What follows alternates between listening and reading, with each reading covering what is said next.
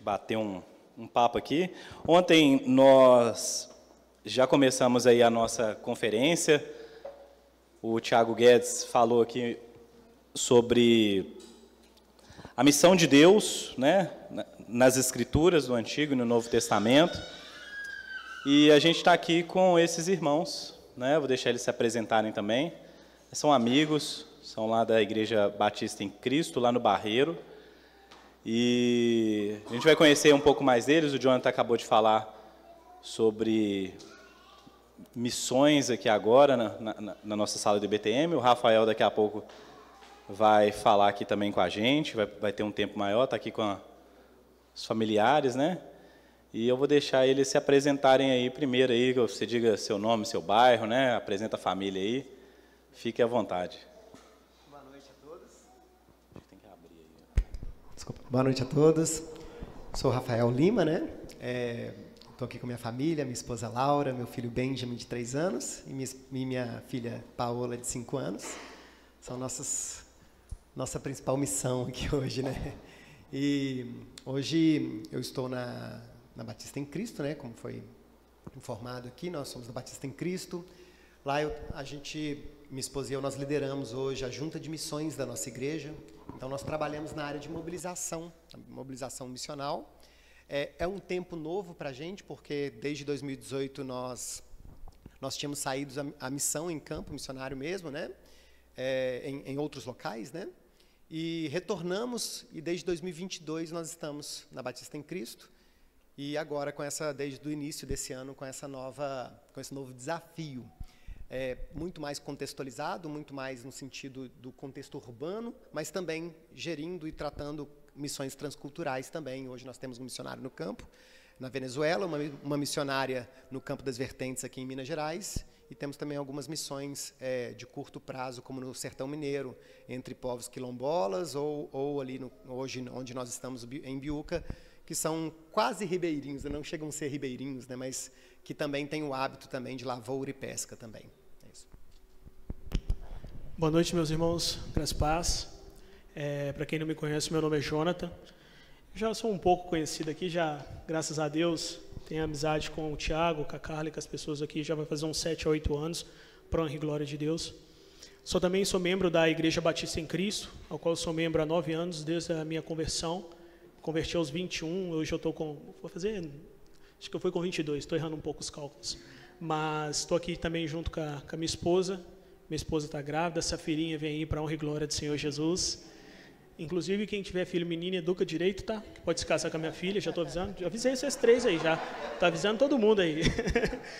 Estou aqui com meu sogro, que eu amo. Não tenho palavras para falar desse meu velho. Amo demais esse homem que está aqui. Hoje, na Igreja Batista em Cristo, fiz parte, né, durante 8 anos da junta missionária, liderando o trabalho de missões urbanas da igreja, fazendo um trabalho também, liderando o maternal durante um tempo, que era um trabalho que a gente realizava no Sertão Mineiro. E aprove a Deus que me deu uma direção no coração de um tempo para eu poder migrar para a área de ensino. Eu entendia que durante um tempo eu precisava estar nessa área de ensino para justamente, pois por eu amar muito a área da apologética cristã, por eu amar muito a área da evangelização, eu entendia que eu poderia ser um pouco mais moldado, afiado aqui naquela frente. Então, junto ali com o pastor Maxwell, que é o pastor líder, tomei a decisão de hoje estar como professor da escola bíblica, no qual eu já sou professor há 2 anos. Lidero os estudos bíblicos nos lares, que foi um projeto que a gente começou no início do ano. Inclusive, os irmãos aqui me ajudaram muito também, aqui da igreja, nesse processo, justamente pelo exemplo que vocês têm hoje no GC, né, nos grupos de crescimento de vocês. E é isso, estou envolvido, meu coração, Rafinha sabe, tanto que a gente conversa, quanto que eu amo o campo missionário, o quanto que eu oro a Deus pedindo a oportunidade de estar mais no campo missionário. Já tive várias oportunidades de fazer trabalho em São Tomé das Letras, trabalho na Venezuela, no Escuta Missionária, que eu participei recentemente. Tive a oportunidade também de fazer vários trabalhos aqui em Belo Horizonte, com trabalhos de rua, como no Viaduto de Santa Teresa, a Igreja da Madrugada, que a gente tocava na época do Mova-se, ali na Praça da Liberdade. Conduzi viagens, como eu já disse, até em São Tomé das Letras, viagens que a gente teve em Jardim Gramacho, Lixão, no Rio de Janeiro, entre diversas viagens que eu tive a oportunidade de participar hoje, que na Igreja Batista em Cristo, lá em Coqueiros, Biúca, Capão da Onça, que é no Sertão Mineiro. durante esses 8 anos que eu tive junto da Jamec, e é isso. Vamos ter aí a oportunidade um pouco de falar de missões e queria, antes de tudo, também agradecer a Missão 1618, a oportunidade de ter convidado não só a mim, mas o Rafa para estar aqui com vocês e confiando que a gente sabe o quanto que é difícil vocês estarem aí desde o início do plantio da igreja, conduzindo os diversos desafios, e não é fácil vocês liberar o microfone para poder falar. Então, eu agradeço vocês, acima de tudo, pela confiança em nós. Amém, é isso aí. São homens de Deus, homens que têm uma história aí para compartilhar, né? Convidei exatamente para que a gente pudesse ser inspirado mesmo, né? Com a vida, o testemunho de vocês aí também. E o Jonathan amanhã prega no nosso culto à noite aqui, né? O Rafael fala daqui a pouco, é isso aí. Tá ficando tudo gravado aí, registrado aí pra gente, né? E isso aqui mesmo vai virar um podcast, tá bom? Então, não gagueja não, porque quando fala essas coisas, a pessoa começa a errar as coisas, né? Espero que alcance muito. Se tivesse deixado para o final, né? Verdade, velho. Você fazer um jabá aí de alguma coisa. Gente, eu queria perguntar para vocês assim, quando que começou na vida de vocês, quando vocês se despertaram mesmo para o chamado missionário, né? Quando que vocês começaram a trabalhar com missões urbanas, missões transculturais, que é o tema de hoje, né? Que é a questão do Espírito Santo e a evangelização no cenário urbano, no cenário transcultural. Quando é que o Espírito Santo chamou vocês? Teve alguma coisa assim que marcou? Ou vocês simplesmente entenderam, não, isso aqui é natural, tem que fazer mesmo? Ou teve algo assim, um desafio, uma coisa que rompeu essa barreira assim, para vocês começarem, né? É uma história não tão curta. Mas a missão, ela sempre acompanha o crente, né? Não tem como desassociar a missão do cristão, né? Mas nós éramos de uma igreja, há muitos anos atrás, de uma igreja que não tinha um bom olhar quanto às questões externas, quanto ao alcance da igreja para fora. Então, isso acabou não sendo algo vindo da liderança ou de uma promoção dentro da igreja, mas de uma forma muito vinda do Espírito mesmo, de uma forma bem mais orgânica, foi surgindo questões, iniciativas internas entre grupos de adolescentes, jovens, desde que eu tinha cerca de 16, 17 anos, hoje eu tenho 37, 16, 17 anos, a gente já começou a ter pequenas iniciativas, mas sem base de conhecimento. Nós só sabíamos que tinha que fazer algo. A gente olhava os moradores de rua na rodoviária lá e falava assim, nós temos que ir para lá, nós temos que sentar com eles lá. E a gente ia, e não sabia fazer muita coisa, a gente sentava com eles, abraçava, alguns passavam e confundia a gente com eles e tal, era normal. Eram as coisas que aconteciam. Outras, foi inaugurado lá no Barreiro, na região do Barreiro, uma pista de skate, e ali passou a ser um bom ponto para o pessoal encontrar para usar droga, maconha e tudo. A gente fazia, vamos para lá para a pista de skate, sexta-feira, meia-noite. Quem vai? Aí chegava, tinha 2 pessoas, 3, a gente ia lá, pegava um violão, chegava alguém do lado e falava, toca Raul. Raul eu não toco não, mas vem cá. Aí tocava alguma outra coisa lá, e a gente ia de uma forma muito orgânica, aprendendo.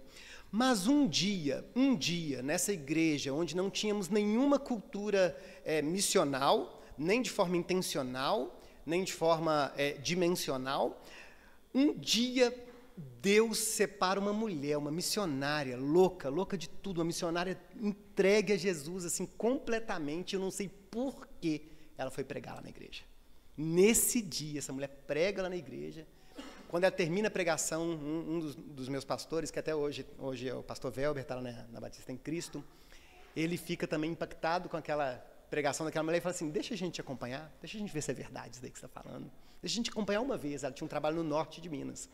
Isso foi há 13 anos atrás. 13 anos atrás, junta uma turma com diversos carros, sem saber para onde estava indo, a gente anda 560 quilômetros em Minas Gerais, atravessando até o norte, até chegando entre Bahia e Goiás, chegando ali no norte de Minas, numa região quilombola de Ribeirinhos, e nós chegamos numa comunidade onde as pessoas não tinham banheiro, não tinham o que comer, e a gente não sabia o que fazer, a gente chorava, fazia tudo errado, sabe? Mas a gente começou a acompanhar e aquela mulher era louca. Ela já aproximava dos 60 anos e ela não deixava a gente sentar. Ela falava, Deus não te deu essas perninhas para ficar parado não, vai. E não deixava a gente descansar. E eu lembro que a gente viajou a noite toda, a madrugada toda, chegou lá de manhã, começamos a pregar o evangelho, falava, abre a Bíblia, lê algum versículo aí, canta o louvor e tudo. E ficava, e aquilo foi até 8 da noite. Quando estava 8 da noite, a gente estava assim, não aguento mais. Ela falou assim, quem me acompanha no presídio para a gente poder pregar lá? Aquilo ali mexeu com as nossas estruturas. Dali para frente, houve um olhar que Deus nos impeliu a ver que nunca mais pode tirar de nós. Dali para frente, a gente nunca mais poderia fechar o olho e falar assim, tá tudo bem, deixa para lá. Nunca mais.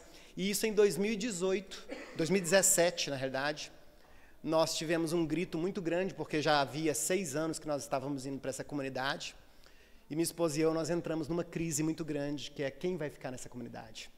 Quem vai poder discipular essas pessoas que nós estamos pregando o Evangelho? Quem vai poder anunciar de forma mais sistemática, mais estudada o Evangelho? Quem vai poder acompanhar as dores e realmente conhecer a cultura desse local? Aí a gente chegou nesse nosso pastor e falou assim, alguém tem que ir, tem que pensar em alguém aí, tem que pensar em alguém. Deus estava gritando no nosso coração que era a gente que tinha que ir.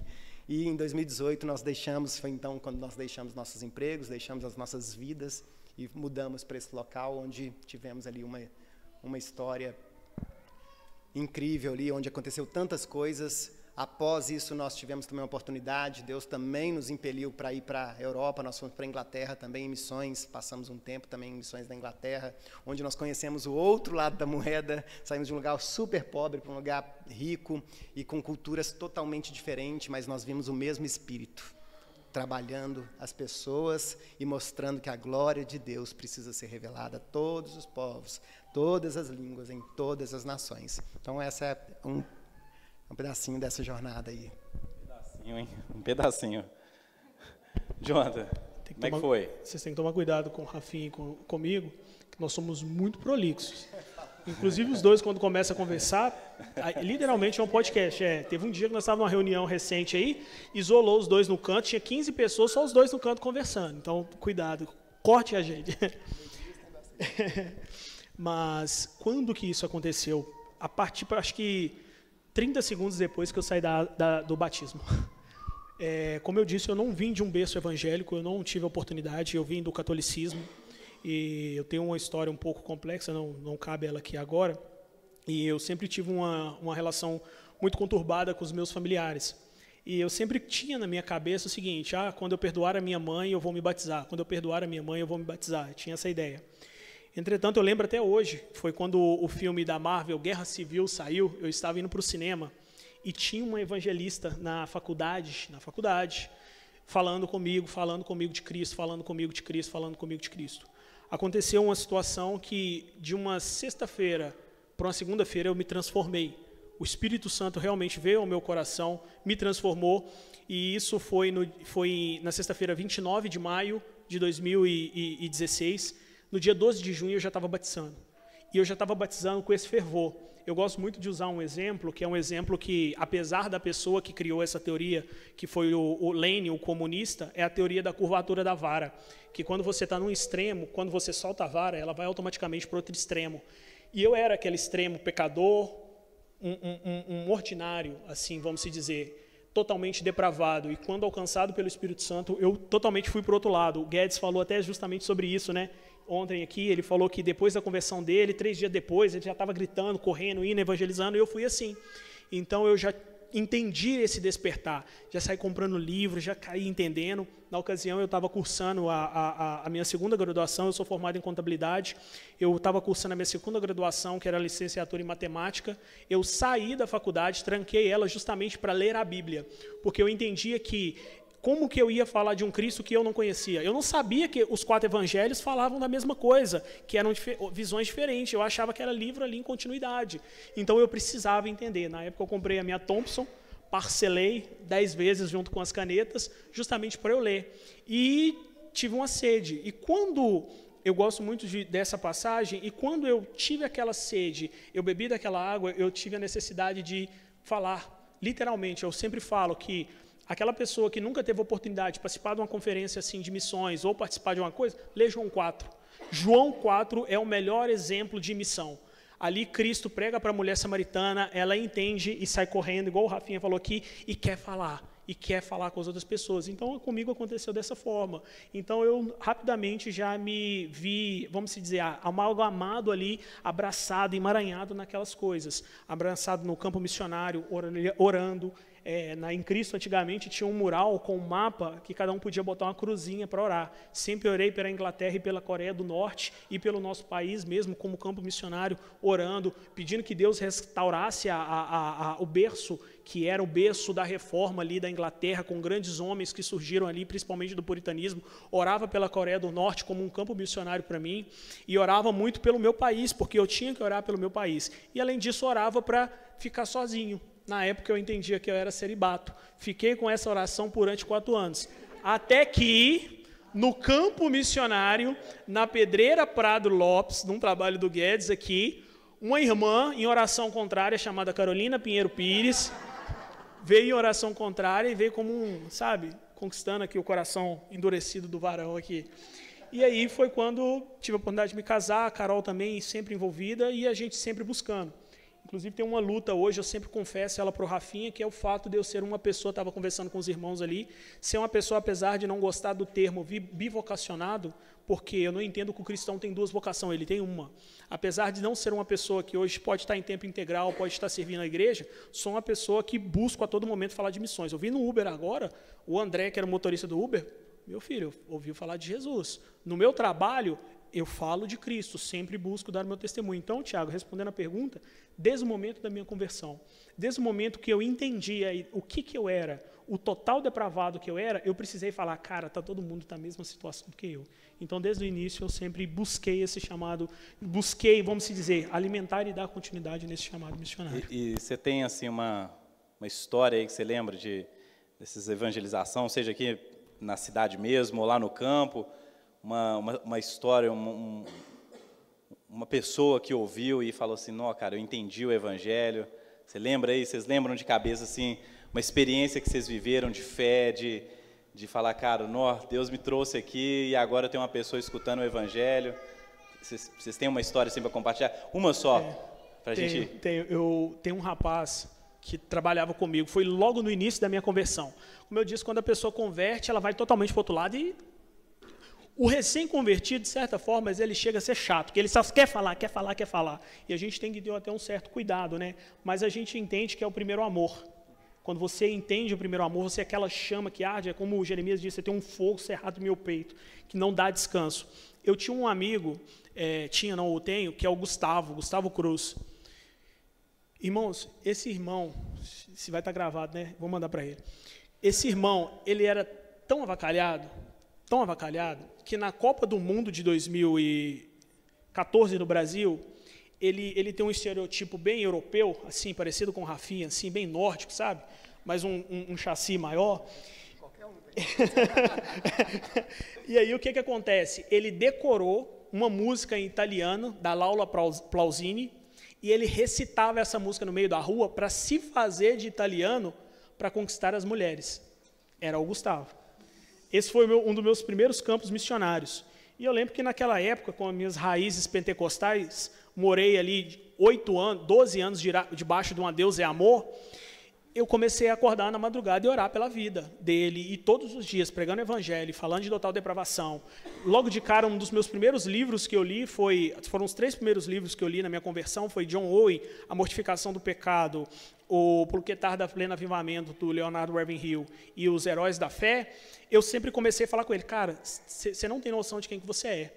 Você é isso, você é um total depravado, você está em pecado, que não sei o quê, e orando, pregando, o que aconteceu?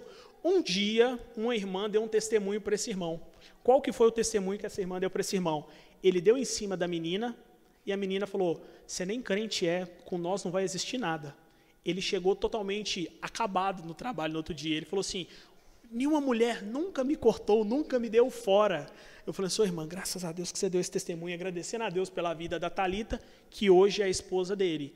Ele se converteu, ele casou e hoje ele tem uma família para a honra e glória do Senhor Jesus. Eu me lembro de um testemunho lá em Ribanceira, né, que é onde é a cidade que nós... Cidade não, né? A pequena comunidade de 300 famílias que a gente ficou lá. 300 famílias não, 300 pessoas. mais ou menos, né, amor? Ribanceira? Umas 300 pessoas, mais ou menos. Comunidade ribeirinha, afastada, e o pessoal costuma ser muito tímido, muito tímido. Só que entre os tímidos tem os mais tímidos ainda. E tinha uma menina, ela tinha na época uns 16 anos, algo assim, a Yane.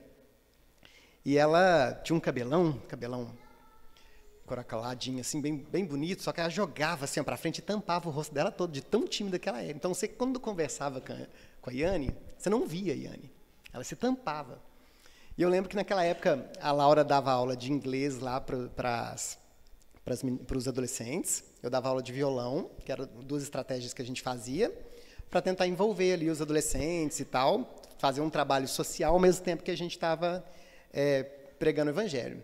E Deus começou a ministrar muito no nosso coração em relação a Yane. Então, a gente começou a convidar a Yane à parte para poder conversar com ela, para poder pregar de forma mais explícita para ela, de poder ir discipulando ali aquela primeira intenção que ela estava tendo, até que realmente, aparentemente, começou a haver uma conversão.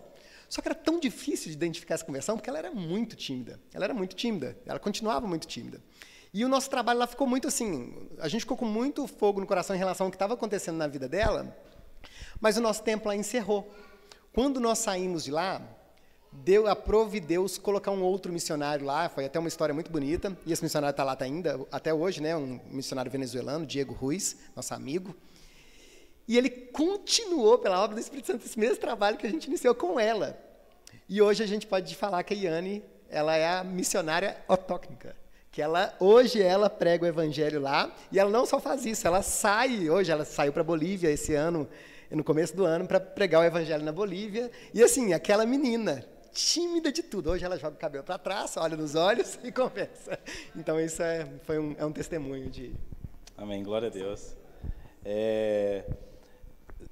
Recentemente o Jonathan estava lá na Venezuela, lá, né? Vocês aí rodando. Eu fiquei muito impactado com a história de vocês na Inglaterra, né? No trabalho de revitalização lá, né? E eu queria saber, assim, das dificuldades que vocês enfrentaram, seja na evangelização urbana, ou até mesmo em outras cidades mesmo, né? O que mais, assim, talvez a barreira que vocês chegaram, assim, vocês não estavam esperando, e aí se apresentou aquela dificuldade ali para vocês, né? E vocês falam, rapaz, não fui preparado, não tinha lido sobre isso aqui, né? E eu queria que vocês pudessem dizer, assim, quais dificuldades normalmente uma pessoa encontra no campo missionário quando ela se dispõe tanto a iniciar um projeto de evangelização, né? De pregação, assim, né? O que ela pode esperar ali, que não vai ser tudo simples assim e tal. Qual é a sua dica para essa pessoa mesmo? Nós passamos por duas fases muito diferentes em relação à missão transcultural, né? Falo missão transcultural porque o norte de Minas é outra cultura, totalmente diferente do que nós. A forma de falar, a gente chegava lá e não entendia o que eles falavam. Era difícil de entender. Mas nós passamos 2 realidades muito diferentes quando nós falamos de norte de Minas e falamos de Inglaterra. E, incrível que pareça, quando nós pensamos, nós infelizmente ainda temos uma cultura, quando a gente fala de missões, com S no final, sobre o campo missionário, a gente ainda tem uma cultura muito forte de tratar o campo missionário em relação a locais pobres. Então, a gente ainda associa muito a missão à ação social. É uma coisa que a igreja brasileira ainda carrega com muita força. Então, quando a gente fala de locais pobres, talvez nós temos um envolvimento da igreja mais intencional, até mais eficaz no sentido de apoio, e quando nós falamos de locais ricos, nós temos um preconceito até com o missionário que está lá, que esse cara está querendo ganhar a vida, né? É meio que uma coisa que acontece. Então, assim, quando nós fomos, nós não tínhamos um preparo muito bom para nenhum dos 2 lugares em relação à terceira construção, no que Deus começou a fazer nas nossas vidas, depois de que a gente voltou. Mas, assim, Deus foi nos ensinando nessa caminhada, nos ensinando muito. E no contexto Inglaterra, quando nós chegamos lá, eu confesso que eu não queria ir para a Inglaterra, não era o local onde a gente estava vislumbrando, mas foi o que Deus fez, nos levou para lá. E quando eu pensei, vamos para a Inglaterra, então tá, maravilha. Eu vou lá para conhecer a história melhor, conhecer mais do Charles Spurgeon, do John Wesley, William Tyndale, George Miller, a galera que impactou a nossa vida nos livros que a gente lia. E eu pensei, vai ser legal, eu vou aprender mais, vou aproveitar para me afundar ali teologicamente, começar a conhecer mais. Chegamos lá e, de repente, do nada, eu não sabia, eu não conhecia o contexto pós-modernismo nesse sentido, nem intelectualmente e nem em vivência ali, entender quais são os efeitos do secularismo numa sociedade. Então, eu acho que um missionário que consegue aculturar-se um pouco, pelo menos, antes da sua ida, ele tende a ser eficaz um pouco mais rápido. Um missionário que se prepara teologicamente, que se prepara apologeticamente, que se prepara contextual, no sentido contextual, que o Everton estava falando lá em cima, agora mesmo na sala de aula, ele tende a ter efeitos melhores. Então, eu acredito que, igual quando nós chegamos lá, de repente eu penso assim, não, no lugar onde eu vou beber da fonte, a gente vê uma sequidão. E é incrível, porque a Laura teve um sonho antes da ida, que Deus nos levaria para um local, que ela viu que Deus estava nos levando para um local onde havia terras secas, terras muito secas, aquela típica foto de terra rachada. E você pensa, o que Inglaterra tem a ver com isso? Mas, de fato, quando nós conhecemos uma cultura onde ela se afastou tanto, se distanciou tanto de Deus, mas não mais no sentido de... Porque a gente conhece diversas culturas que não conhecem a Deus, mas quando a gente fala da mulher samaritana, que não conhecia ali ainda o Messias revelado, mas ela tinha uma sede ali gritando, ali a gente vê uma oposição. A gente vê, aqui a gente vê a necessidade, ali a gente está vendo o contrário naquela cultura europeia secularista pagã. Eles se afastaram, se oporam, se distanciaram a um ponto tão grande, onde as igrejas parecem mais um centro infantil, onde aparentemente mais ridiculariza a fé, é tão superficial que você questiona a existência daquela igreja local. Você fala, será que essa igreja existe? Será que ela existe mesmo? Ou será que isso aqui é igual o show de Truman, né? Será que isso aqui é só uma farsazinha? Então, eu acho que se o missionário, se o crente, o cristão, ele se preparar mais, ele conhecer mais da sua cultura local. Aqui a gente está falando de Inglaterra, mas a gente pode falar de povos não alcançados, de PNAs, de povos não evangelizados, a gente pode falar de países fechados, de países abertos, mas quanto mais nós nos prepararmos teologicamente, em nosso coração, em relação ao local que nós estamos indo, eu creio que nós conseguimos fluir um pouco mais rápido. Mas o ponto principal, desculpa o tempo, é que a dependência total do Espírito Santo. Nós precisamos depender do Espírito Santo para saber como fazer qualquer projeto, como encaminharmos qualquer ação evangelística, ou como iniciarmos qualquer ação, ou plantio de igreja, ou um projeto para alcance de evangelização. Nós precisamos de ouvir o Espírito Santo, nós precisamos de entender a vontade de Deus através das Escrituras, através do contexto local, de como nós vamos comunicar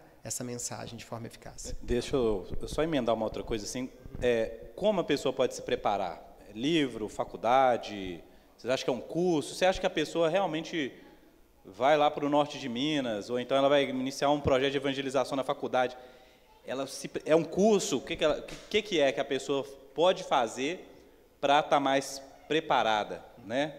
Como que é isso? Tem que juntar recurso, fazer parceria, o que é? Né? Se alguém tivesse pedindo esse conselho, eu quero ir para tal lugar, ir lá pregar o evangelho, Deus está me chamando para lá, o que vocês falariam para essa pessoa? Eu acho que a primeira questão é intencionalidade.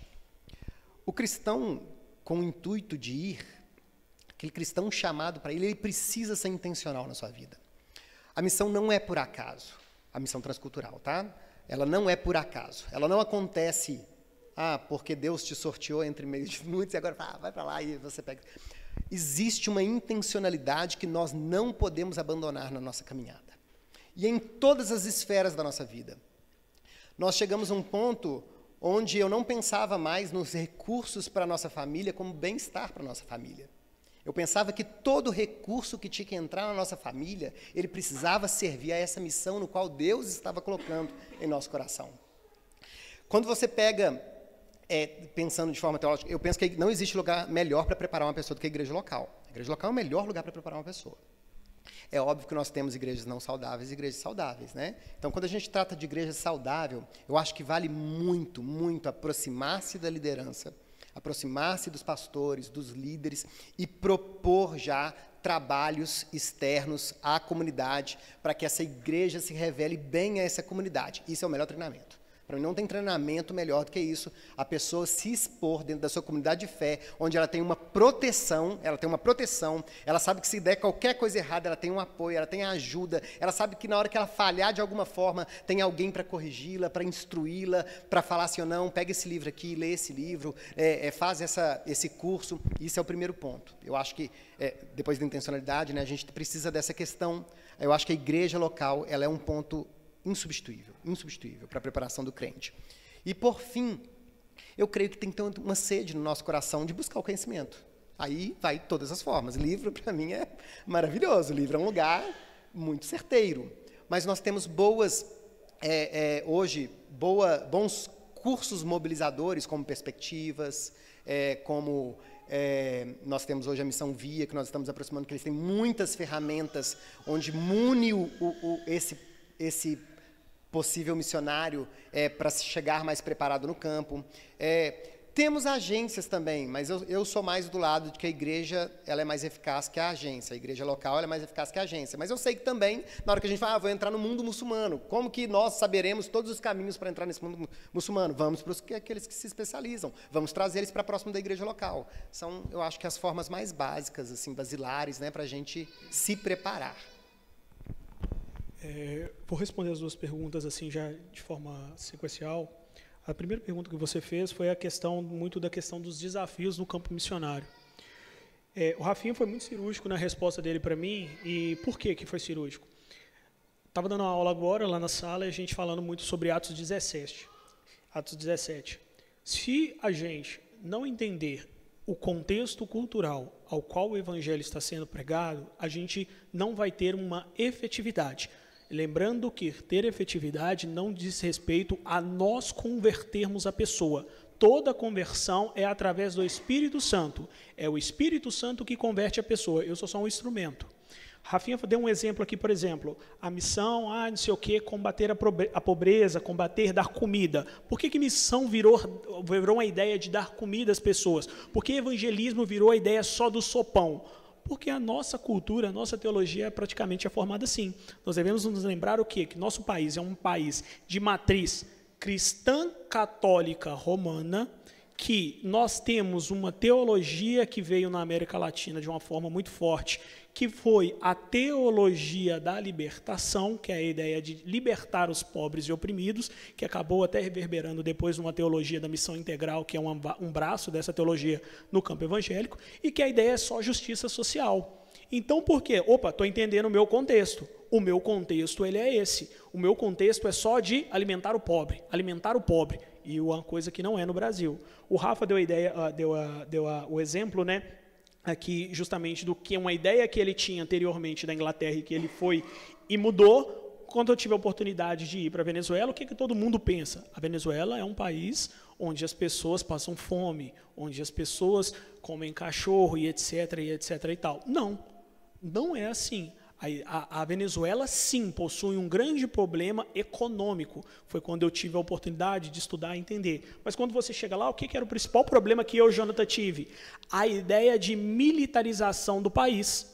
Então eu, por exemplo, eu não poderia sentar nas primeiras cadeiras da igreja. Eu tinha que sentar lá no fundo. Por quê? Porque eu era novo e não era um pastor. Então eu tinha que ter uma reverência e me moldar aquela reverência daquela igreja, porque senão a própria igreja não me aceitava. O pastor Velber, que estava com nós na oportunidade, ele se sentava na frente, o copo d'água dele era uma água descartável, num copinho de água mineral. O meu era da torneira. Não à toa, o José e eu passou mal e teve intoxicação alimentar e o Velber ficou bem. E aí o que acontece? Eu tinha que me moldar aquela cultura. Eu sou uma pessoa que sou apaixonada com crianças. A Carla e a Samantha ficam doidas quando eu venho brincar com as crianças aqui, por quê? Porque as crianças depois ficam agitadas. O B, né? Quando eu vou brincar com o B, é a mesma coisa, sabe? Bota os meninos para subir em cima da cadeira. Só que lá eu não poderia ser assim. Por que eu não poderia ser assim? Primeiro, que eu não poderia me aproximar das jovens na mesma faixa etária, assim, faixa etária de adolescente, porque existia um contexto de prostituição muito grande, e também das crianças, porque existia um contexto de pedofilia. Então, eu tinha que tomar esse cuidado. Então, acho que entender a cultura do local, entender como as coisas, a banda toca, assim vamos dizer, é muito importante. Igual a gente usou o exemplo agora na sala de aula de Atos 17. Paulo entendia o contexto em que ele estava. Paulo entendia a quem ele está falando. Jesus, em João 4, entendia o que aquela mulher samaritana estava compreendendo. Vou falar de marido com você, que agora você vai entender. Eu vou falar na sua língua. Vou falar no seu idioma. Então, quando a gente entende, consegue ter a capacidade de falar na mesma língua e no mesmo idioma daquela cultura, e a cultura não precisa ser em outro país não, meus irmãos. Eu estou falando na cultura da rua, de pregar lá na pista de skate, lá do Barreiro, que os jovens vão falar gira e vão pedir para tocar um Raul. E você vai lá e toca um Salomão do reggae, né? E toca uma coisa assim nesse sentido. Isso é um desafio. E como, emendando a segunda pergunta, você se prepara? Cara, primeiro, não existe missão sem igreja local. Não existe. Não existe. Não existe missão sem igreja. É a igreja que envia. O Rafa adora a frase do Lidório, que eu também a gosto bastante, que é o seguinte: igreja, não retenha, envie. Missionários não vão, sejam enviados. Ou seja, não existe missão sem a igreja. O missionário não é desligado da igreja. Não existe isso. E a igreja tem que dar essas ferramentas, esses instrumentos. Cursos, Perspectiva é um excelente curso. Eu estava conversando, se não me engano, com o Everton agora a respeito justamente do Perspectiva. É um curso que é bom. Você tem vários cursos de capelania que vão te ensinar, sabe, que vão te mostrar. Vou fazer um jabá, já que você disse, vocacionados da Igreja Batista em Cristo. A Laura e o Rafinha estão à frente, junto com outras pessoas, num curso que é justamente para preparar pessoas. É um curso que acontece no horário da EBD, para pessoas que têm o desejo missionário de serem preparadas. Você vai aprender de apologética, de missiologia, de eclesiologia, justamente para você estar preparado. E, gente, se municiem, é caro, mas se municiem de bons livros. Leiam bons livros. O Hernandes Dias Lopes, eu adoro uma frase dele, que é o seguinte: se a história ela não for a sua pedagoga, ela vai te corrigir. A gente tem que aprender com os homens grandes da igreja que caíram, que erraram, que falharam e que vão ser exemplos para nós. Da mesma forma que os pais, mães, avós, tios que estão aqui, tias de, vamos dizer, da escolinha, são exemplos para eles, os passados nossos heróis da fé também sei. A gente tem que estar pregando e erguendo o evangelho, o estandarte do evangelho sobre ombros de gigantes. Então, leia bons livros, absorva conhecimento e aprenda, que eu acho que vai ser já aproveita aí e fala 2 livros.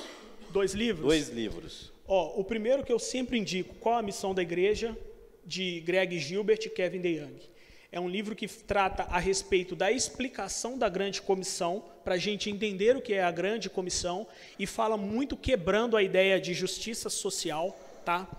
E aí, eles são contemporâneos, são 2 pastores que estão hoje, né? Inclusive, eles fazem parte da rede do Mark Dever, do 9 Marcas, né? Da igreja. São pessoas que falam em uma leitura fluida, que você entende. Toda pessoa tem que ler esse livro que quer participar de missão. E o segundo livro, que é o livro que eu sou suspeito de falar dele, todo mundo ama Keller, mas quando se fala de Keller, se fala de ego transformado, se fala de igreja centrada, se fala desses livros. Ministério de Misericórdia. Todas as pessoas, todo cristão para mim tem que ler esse livro. Ministério de Misericórdia. No capítulo 2, se não me falha a memória, o Keller faz um exemplo justamente, o Ministério de Misericórdia foi a tese de mestrado do Keller e é baseada em cima da passagem do bom samaritano. Tem um momento que ele fala justamente sobre a alienação do ser humano após o pecado, que o ser humano está alienado de Deus, está alienado da criação, está alienado do próximo e alienado de si mesmo, ou seja, a gente está contra. Quando a gente consegue ler e entender isso, fazer um estudo literalmente disso, entender o que o Keller está transmitindo ali na mensagem, é fantástico. Então, as minhas indicações são esses 2 livros. 2 livros. Começo com o que eu até vi que você indicou, né? Pelo menos no Instagram você tinha indicado agora nessa semana, que é A Missão da Igreja Hoje, do Mark Gorin. Para mim, esse livro ele estruturou o meu pensamento em relação a missões. Ele acertou de forma teológica, missiológica e eclesiológica tudo que eu acreditava de missões. Eu já tinha isso dentro de mim, ele organizou. Então, hoje eu indico muito Missão da Igreja Hoje, do Mike Gorin. Muito, muito. Aí o segundo fica muito difícil, porque 2 é injusto. Muito injusto, tá? A vontade, já que você indicou Keller, eu ia indicar Keller, mas então não vou indicar Keller. Tem um livro muito... é difícil mesmo. Tem um livro muito bom, que ele já não é diretamente sobre missões, mas que ele vai trazer, ele vai ampliar a vida cristã, a dimensão missional do cristão, que é o problema da pobreza, do Kuyper. Ele, para mim, é um livro muito cirúrgico nessa área, ele vai nos fazer enxergar de forma, da nossa responsabilidade de forma muito mais local aqui. Tirar um pouco o nosso romance da missão só externa e trazer a nossa responsabilidade da missão o tempo todo. O tempo todo. Aproveitar um gancho aqui do Rafa, esse livro, O Problema da Pobreza, ele é maravilhoso, ele é de uma coleção da Thomas Nelson, maravilhoso. O prefácio dele é maior que o livro, né, que é o prefácio do Guilherme de Carvalho e do Pedro Duce. Só que, complementar, tem um outro livro que é do Abraham Kuyper mesmo, porque esse livro, eu acabei de indicar ele para a gente ali na aula, que é um livro chamado Calvinismo. Meus irmãos, se você for arminiano, não vá com preconceito com relação, porque não fala nada de soterologia.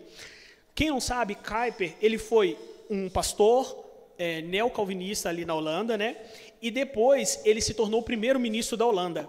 Ele fez discursos ali diante da Câmara dos Comuns, que era a Câmara como se fosse a Câmara dos Vereadores ou o Senado nosso, sobre a questão de como o cristão ele deveria se colocar em posições que eram dele, mas que o mundo secular estava absorvendo, como por exemplo a pobreza. Quem estava cuidando dos necessitados era o governo, e quem era o papel de fazer isso? Era o cristão. Então, o problema da pobreza ele é um folheto sobre isso, mas se vocês tiverem a oportunidade de comprar esse livro, que está na terceira edição da editora Cultura Cristã, Calvinismo, se não me engano, tem um ali atrás, tá? Só avisando. Tem um dele ali. Maravilhoso, maravilhoso. São uma série de palestras de Kuyper falando justamente sobre isso. Última pergunta aqui, que a gente está com um tempo um pouco estourado aqui, senão o Rafa não vai ter tempo para pregar aqui. E a família na missão? Como é que é isso aí para vocês? Foi fácil engajar as esposas, né? Como é que é a dica para vocês assim? Porque às vezes a pessoa enfrenta esse conflito, né? Às vezes uma pessoa tem ali um chamado mais acentuado e tal. Como que é isso aí? Como que funcionou para vocês assim, de maneira bem breve aí? Vou tentar. Se não é casado, case certo. A primeira coisa, case certo. A vocação conta, gente. A vocação conta. A minha esposa, desde adolescente, ela falava, eu vou casar com um missionário. Então, eu não tive problema nenhum para ir para campo missionário. A minha esposa, a gente morou num lugar onde bichos ficavam caindo em cima da gente, assim, ó. E ela ficou lá. Entendeu? Ela foi fiel a Deus. Não tivemos briga por causa disso. Porque ela sabia o propósito. Então, case correto. E os filhos, meu Deus, se vocês já têm filhos, leve seus filhos para tudo. Deixe eles inserirem, não tire o seu filho da vida real. E, acima de tudo, o Everton usou a frase lá, eu quero repetir a frase dele. Prepare o seu filho não para ser um bom profissional. Prepare o seu filho para ser um bom missionário, para ser um bom cristão, para ser ensine-o sobre vocação. Eu conto com o preparo dos filhos aí, já estou avisando de novo, tá? Estou avisando. Eu acho que fica muito legal, né? Eu aqui confesso em público, e ele sabe que a Laura e o Rafinha são muito exemplo para mim nessa questão. Desde antes, né, de a gente se aproximar, eu já sempre observava, antes deles terem os dois, vendo eles lá, a família deles, para mim, realmente é um grande exemplo de família missionária. Eu, durante 4 anos, eu falei com vocês, eu orei para ficar sozinho, orei pelo meu celibato, orei para que eu pudesse ter isso, porque eu entendia que a família seria um empecilho para mim no campo missionário. Eu sempre orei pela Coreia do Norte, por um campo totalmente perseguido. Se a gente olha lá, né, dentro daquele mapa organizado pelos povos não alcançados, se não me falha a memória, ele é o lugar mais perseguido, mais difícil de pregar o evangelho. E eu entendia que um filho e uma esposa seriam barreiras, não me daria a liberdade.